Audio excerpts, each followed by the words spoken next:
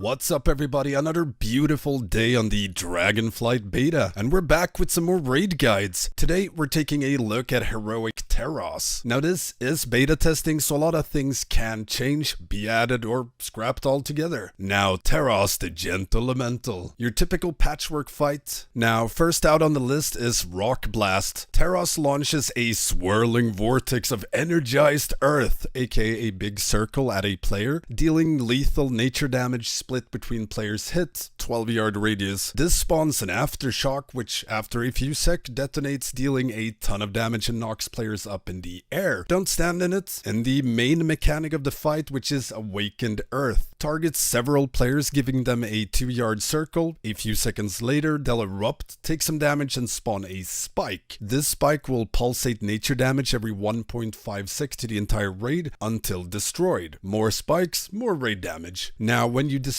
a spike, you trigger Seismic Assault, which is also raid-wide damage, and a dot, which also stacks. Main way to destroy these is with the Halandr's Beam Concussive Slam. They must have really liked that Halandr's mechanic. Now, a narrow beam that deals high amount of physical damage and increases physical damage taken by 25% for 45 seconds, and this stacks. And this beam destroys any spikes it hits. The second way to destroy them is with the intermission-ish mechanic, which is Resonating Annihilation. At 100 energy, boss unleashes his volatile power with a brutal slam. Seems to target largest clump of players, deals lethal damage to players hit, and destroys any spikes it hits. And this slam covers 1/4 of the room, and will also leave Resonant Aftermath on the ground, which deals a ton of damage if you stand in it, which is your soft enrage, if you will. Kill boss before you run out of space. Now on top of this, boss will target an area near a player or largest clump of players with Shattering Impact, which deals a ton of damage and knocks you up if you're hit, and on top of that it will cause rubble to spawn, which are smaller swirlies like on Sludge Fist that leaves more Resonant Aftermath on the ground, and these seem to always spawn near players, which means you can bait them. So pretty much you'd follow this pattern if the timing stayed the same as it was during testing. Players get targeted by spikes, runs back, drops them. Players targeted by Rock Blast runs into melee to split the damage. Dracthyr Evoker fly around and rescue players that forgot to move with the circles. And directly after this, the entire raid move away from the spike, bait Shattering Impact and rubble swirls away from the spikes, while tanks clear the spikes with the Concussive Slam beam. And as soon as you've baited or the swirls have spawned, raid move back to where the spikes were, spawn new spikes, move again, bait, rinse and repeat. And then you want to bait the 100 energy slam on top of the area where you did this, so it covers the old Resonant Aftermath puddles, so you make use of all the space you have. And that's pretty much it. Kill boss before you run out of space.